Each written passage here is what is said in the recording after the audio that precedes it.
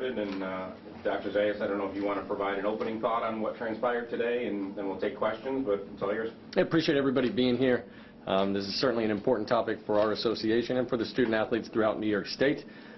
This morning we were able to announce that we're going to put a moratorium on the hair adornment rule that we have within the association to give us the opportunity as an association with our full membership to go ahead and examine this rule. What else needs to be examined?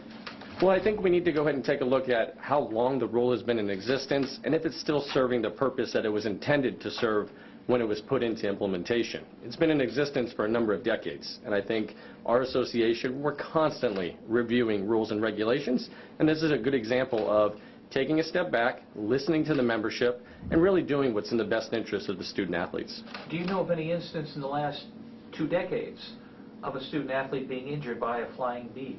No, but the rule has always been that beads are not permitted, and they were not permitted by our national organization either. So I have the opportunity to serve on our National Sports Medicine Advisory Committee, so we're constantly reviewing data.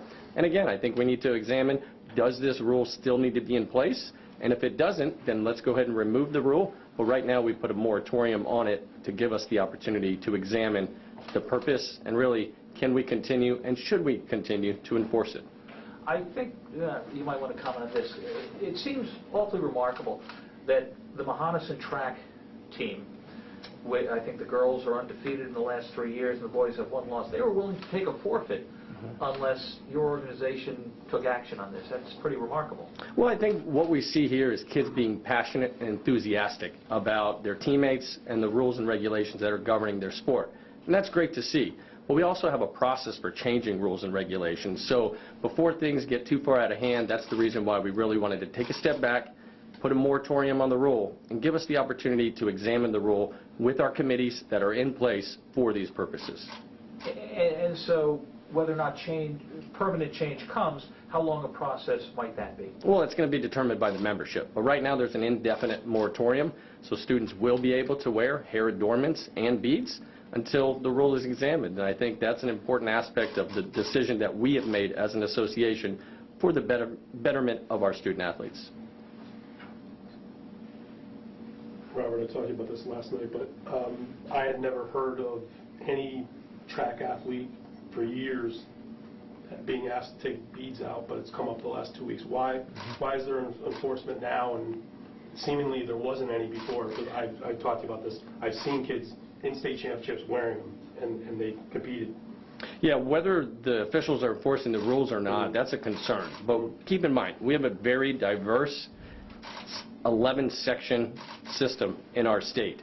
So what's happening in one part of the state may not be occurring as appropriately and as accurately as we may want. So I think that's a concern that we are constantly addressing to ensure that coaches know the rules and officials are enforcing those rules.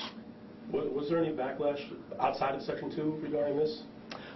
During the basketball season, we did have some student athletes request a waiver to be able to wear beads, and we provided that waiver, as I mentioned last night. There have been some suggestions that the bead policy has some racial undertones. You agree? The jewelry rule and the bead policy is in place for safety reasons, and that has been consistent since the policy went into implementation more than 2 decades ago. The jewelry rule is in place for safety reasons.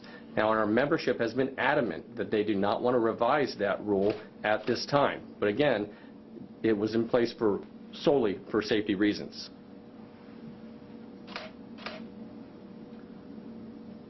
And I guess, we were here last night. What led to the shift of just this overnight change? Well, I think the overnight change occurred because we are listening to the concerns of the membership, and we're also trying to do what's in the best interest of our student athletes. We do not want to get into a situation where students are making decisions that could impact their eligibility. That's not going to benefit them when they're participating in any sport that we have the opportunity and the privilege of overseeing.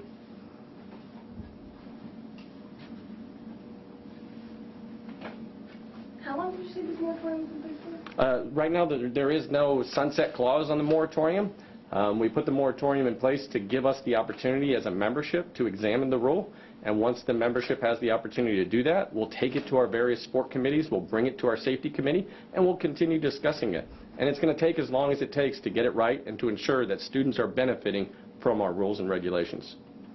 And last night you mentioned the process of changing rules, that the session has to go to bring it up to committee first. Can you touch upon that process again, and how long it typically would take? Well, we have 11 sections. So in each section, they have a sport committee. And so what we ask is for items and rule changes to be discussed in those sport committees, then be brought to the section, and then the section always has the opportunity to bring any proposals forward for consideration and approval. And after speaking with some superintendents yesterday, it seemed like a lot of them didn't know the rules, that there was a hair beads rule in place. I mean, every year, is there some type of conference or something that, so that superintendents know the rules? Well, we host a athletic director conference at the beginning of every single school year, and I always cover jewelry in that conference and in that workshop for all athletic directors statewide. So at the beginning of each school year, I travel the state and conduct 11 athletic director workshops where we talk about all the rules and regulations, not just the jewelry rule, but also eligibility rules and standards, so all athletic directors fully understand the rules and regulations and have knowledge of those rules that are ultimately going to impact their student athletes.